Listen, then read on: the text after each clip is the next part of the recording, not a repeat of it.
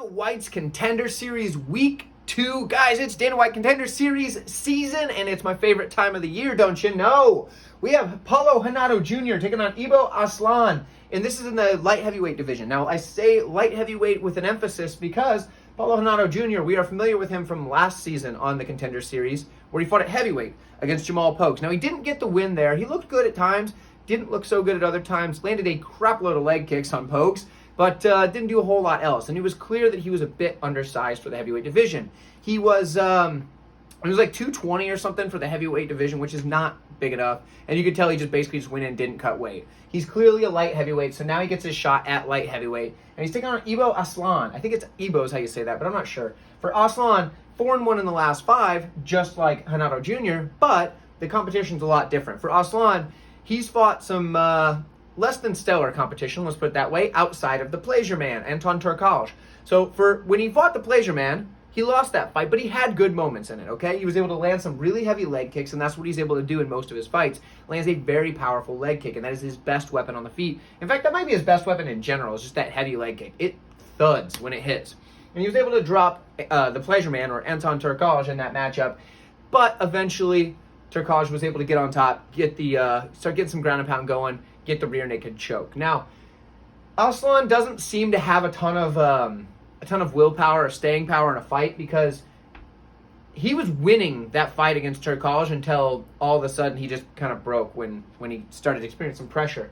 But he had been used to just landing these big heavy leg kicks on people, or these big wild looping hooks that he throws. Just horrible technique, but when he lands, they're very powerful. His striking is basically just power. That's what he does. He has power. But like I said, not super polished outside of that leg kick. When he gets to the grappling, though, he does have good top pressure. When he's on top, he can land some pretty heavy ground and pound. Does a good job there. Does not do so well if he ends up on his back. In fact, he is a fish out of water. He's more so kind of like if you flip a turtle on their shell. They can't really get up very easily. That's Aslan off his back. He's not super good there. But in the stand-up, good with the leg kick. In the grappling, if he gets on top, he could cause you some trouble. For Renato Jr., the guy's a good striker, honestly. He's got good combinations, and he's going to work the body, and he's going to mix that in with his combinations. Another thing he does really well is he strikes from multiple angles. So what do I mean by that? He's going to mix in, his uppercuts, his hooks. He's going to throw in the straight punches. So that's coming from different angles, and he's going to change levels with those. He has pretty good combinations. I think that's because he comes from a kickboxing and boxing background, so he's able to do that very well. Now, as we saw in the Contender Series matchup against Pokes, he has a decent leg kick. It's not nearly as powerful as Aslan's, so if they're going leg kick for leg kick, Aslan's going to take it every day. However, the leg kick over here for Renato Jr., it is quick. I'd say it's a little bit faster, and he just sticks to it. He keeps landing that leg kick, and I think it's going to help over time. He's also a very durable fighter, so I think as this fight goes on, he's going to be able to take over more and more because Aslan's going to start to slow down. The one thing that I don't so much know about Renato Jr. is his grappling, because of the tape that I could find out there, there's not anything that shows him really grappling from what I could find. If you found some, hey, let me know in the comments, but I didn't find really anything. All I found was a lot of striking, and that was it. So, he does have good cardio, though. He showed that he was able to do that in that Contender Series matchup up at heavyweight, and I'm going to assume that he's going to be able to do that here. For me, I think this is an interesting matchup, and I think it's a pretty close fight based on just the skill sets.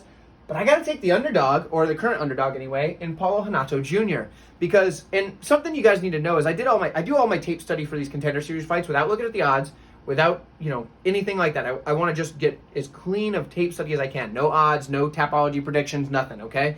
And when I do that, it helps me kind of know when I go in there and I see a mismatch that I understand that the bookies sometimes don't really know what they're looking at with these type of fights, because bookies aren't going through and watching regional tape, right? They're looking at records, they're looking at wins and losses and things like that, and then they're kind of getting a guess, and then the line corrects itself.